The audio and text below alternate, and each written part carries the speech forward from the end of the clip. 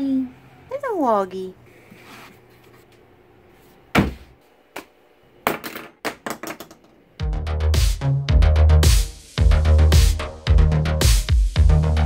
Hello and welcome back to Art Therapy with Jen. Today I'm going to be working in my Ideas Art Journal, making a magazine collage art journal page and telling a story along the way. Now the images that I'm going to be using today, I just picked out of my stash. I was going through sorting things for another project and I found these images and thought that they fit really well together and would tell a fun story. Now another note before we get into the page, there is a little bit of a focus issue with the camera for the first half of this video. I had autofocus turned off, but apparently it turned itself back on. But that will go away about halfway through the video when we start putting the words on. So it's not your device. It is trying to reset itself as I'm moving my hands around. But I thought it was such a minor issue that I didn't feel like it was something that warranted scrapping a whole video, because I did really love how this page turned out and the story that it told. I just wanted to let y'all know so you didn't think you were going crazy. It is trying to do its thing. So when I was going through these images, the main color that popped out to me was red. I found all these wonderful, vibrant red images. And also found some greens and yellows and oranges. And I wanted to bring those all together and just do some really, really bright colors. And a lot of these are also food themed, which is going to play into our story later on. And I'm just going around here. If you've not seen my videos before, I always start with the background layer and then I kind of jump off there to make the story. So I'm not looking at things kind of as what they are. Like I'm looking at colors and textures. Sometimes I turn things upside down, sideways, just whatever I feel like. Most of the time I just rip the edges. I really like that raw edge for most of my images. And I'm just really laying that color palette down and kind of that theme or mood of the page. Now I really love this image with the little citrus. I don't know if those are oranges or grapefruits. They're all different colors, and I love how that kind of bridged that yellow and that red, and I just love it. All these wonderful food images are always so fun to put on a page, and our story later on will also have a food element. So I just really like how it comes along. And I'm just using a regular glue stick. This is a Elmer's disappearing purple glue, like school glue. I guess I like the purple because I can kind of see where it's going better. And you'll see me there also always checking my corners and edges. I am the world's worst at getting my edges glued down. And when I go later on and I start adding like pens and markers and things, if those edges aren't glued down, they will come right up. I have just learned. You think I would be more careful with gluing things down, but you know, I just go with it. I also found this neat image of this overlooking these houses, and I don't know, it almost looked like a suburban type area perhaps, or not a big city with skyscrapers or anything. And I thought that played really well with those oranges as well, those warm tones. And this image of the apples that I'm putting down, y'all, those came from a Yankee Candle catalog, and it smelled like apple cinnamon, and it made my whole day. That's one thing I would love, like to invent pages. Like, could you imagine when you're flipping through your art journal and you can like evoke a scent? Oh, how wonderful would that be? But I just love the way it fit on there. And then I have these images of these peppers and tomatoes with the green peas and just all this food. Does it make you all hungry? I think I did this page before I had dinner last night, so I may have had some things on my mind. That makes me want some good tomatoes, though. That's one thing. I'm ready for warm weather, because I tell y'all what, there is nothing that beats just homegrown tomatoes, at least where I live. They're just incomparable to the ones you buy at the store. I'm ready.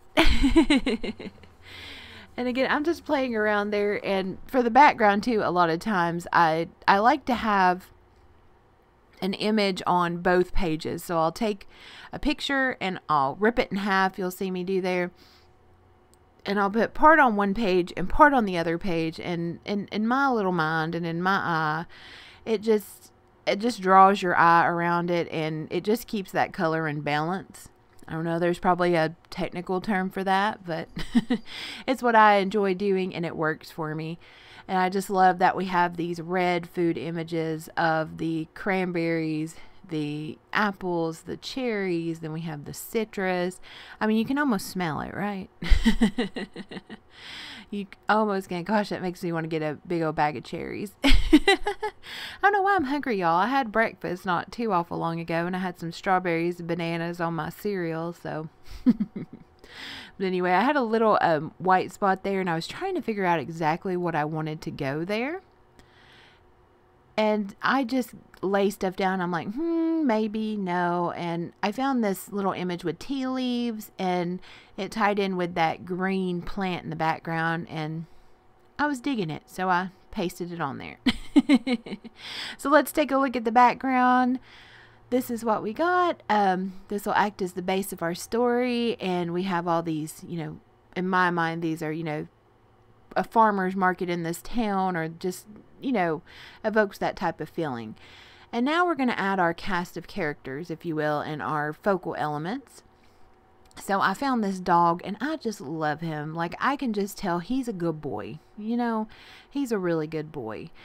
And he's going to be kind of our support system for the main character of our story. I mean, it's been a little while since I had a dog. Unfortunately, my dog passed away a few years ago. But, oh my gosh, is there nothing better when you're having a bad day of just coming home and they have that stupid puppy face, is what I call it. Just that big grin. And I imagine this dog, this is the encouragement. If you even want to go farther, can kind of be her guardian angel, you know. All these things work out for her. I don't know, maybe that dog has something to do with that. You know what I mean? And here's our main character here. She's got her notebook out. She's got her pen. She's sitting in the park, and she's dreaming. Like, she's not happy where her life is right now, but she has plans. And I imagine she's out in this park writing things down. And she's got her dog over there, you know. He's over there chewing on something. Might be squeaky, might not be. But he's over there with her and just sitting down there with her. And then at the top there, I have an image, and in my mind, this is her as well. She's walking down this row at a farm where they have all the plants out there, you know, tying in with that, the food and the farmer's market. And then right underneath it, I'm kind of catty cornering this image of just these cute feminine dishes, like serving dishes. Got floral on there. They're very rustic, you know, that thick, like porcelain coated cast iron, the really good ones, you know. And these are kind of her dream dishes. And I imagine at the top, she kind of walk through this farm looking at all these plants and looking at, you know, all these sources where this food could be gotten. And it really inspired her. So y'all see it coming together yet? We'll keep layering on there. But she can see the food is coming in her mind. She knows the dishes. It's coming together. It's definitely, you know, something she's dreaming about. And she's making plans. So next we're going to add the next two elements toward the bottom left side there. So I found this image. It actually has a menu that's handwritten out. I believe it might be in French, and it has these dishes. And I imagine, you know, it's either a food truck or just a little restaurant, or even food, you know, sold out of the house. People do that now as well, delivery services. And she's making her menu up. And we also have this little handmade wooden basket with all these fresh vegetables that I imagine she's picked from that farm. And she's been experimenting with these dishes. And this is a page from her book over there that she's writing in the park, kind of dreaming, bringing things together. And these are dishes that she's been cooking, that she's made. and she knows exactly what her menu would be. So this is kind of where the story comes together. So she's in the park there. She's making her plans. She's writing down her dreams. And this is what she wants to do. And this is what's coming together. So let's take a closer look there. There's that good boy. Don't you just want to pat him on the head? She's got to have her good sidekick, you know. Her little canine guardian angel, right? Nothing better. An animal companion makes everything better. So now we're going to add the words. So at the top left there, I'm about to glue, says you have to believe, you have to be hopeful, you have to be optimistic. I think that fit really well with this dream that's trying to come together for her. And then I'm going to put on the good boy there, it just says pup with an exclamation point. And I'm thinking maybe that's what she calls him. You know, they're out there in the park and she's like, pup. And he comes running. And then toward the bottom of the left page on the menu and on our little basket filled to the brim with the fresh vegetables, it says your next adventure. It's time in her life. She needs to pursue this. And y'all will see me there trying to save this because the word glued onto itself. And I was rushing because once that glue sets, there ain't no saving it. But you know what? I got it unfolded enough, and there you go. It wouldn't make any sense if it just said, well, I guess your next venture. I might could have saved it. Oh, and there's my little animal companion, Ollie. He always likes to put his paw print, you know, stamp on my pages. And toward the top right, I'm adding fresh start. And I really like how this one jumps off the page because it is blue and yellow. And I don't really have any other blues on this page, so it definitely catches your eye. And then I'm going to put, as she's walking down that farm path there, or that vegetable stand path there, it says find your path. And I think that's really where it hit her and where she figured out that this could actually be a reality. Then next, I'm going to put the search for something new starts here. And I'm just going to put that to the upper left of her there. And then we have right underneath her image, driven to change. So we're at that point.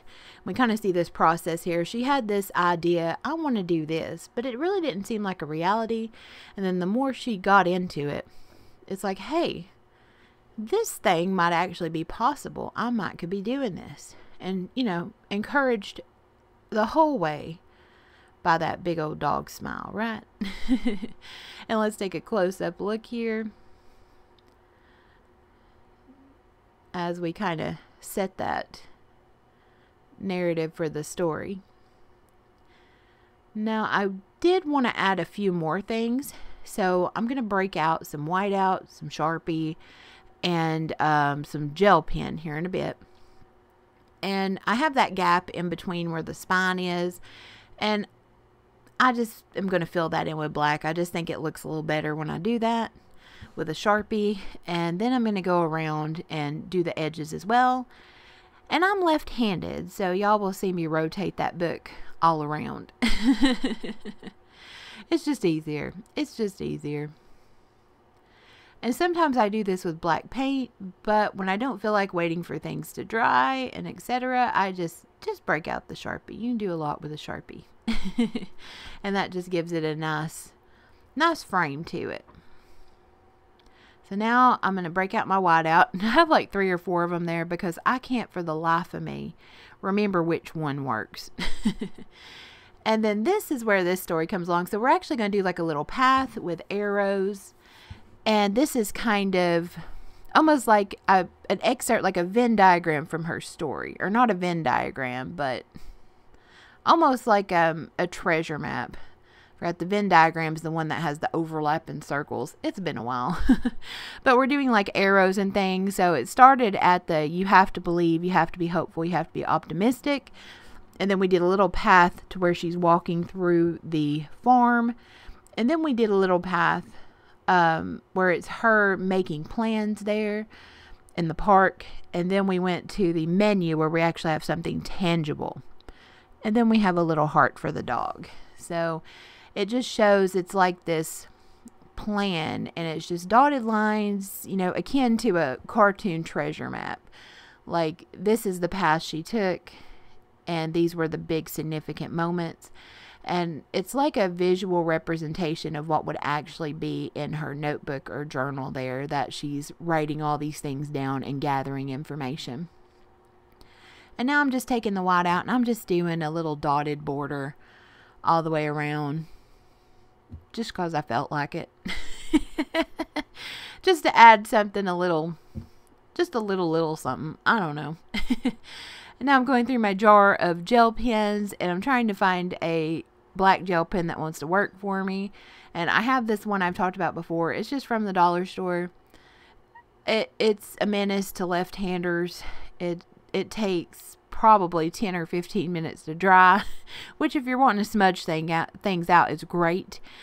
It also puts down ink really well. But if you're left-handed, you have to be very careful. And I was super careful, and I still got ink all over the side of my hand. So, but it's still a going. It's still a going. And now I'm just going back through in those lines that I made before for our steps, or our treasure map, if you will. I'm just going over those again so they stand out. The whiteout dried and it kind of became less opaque. So I'm just tracing over those and trying not to hit into that black gel pen so it doesn't go all up on my hand. Which is fine. I wasn't worried about it being on my hand so much as that I was just going to do a big black smear on the page, and that wasn't what I was going for on this one. And we're just putting like little circles, and like X marks the spots, and these are, you know, the big moments and the big steps. And now I'm just taking, well, I was trying to take a little white gel pen and go over the words, but it wasn't happening for me. I didn't want to write. And now I'm taking my favorite gel pen that I use for my planners and stuff, and I'm going around that whiteout that I just did a second coat on, and I'm doing a really rough, sketchy black border around them, just so that it pops more off the page and it doesn't blend in so much to those really rich colors.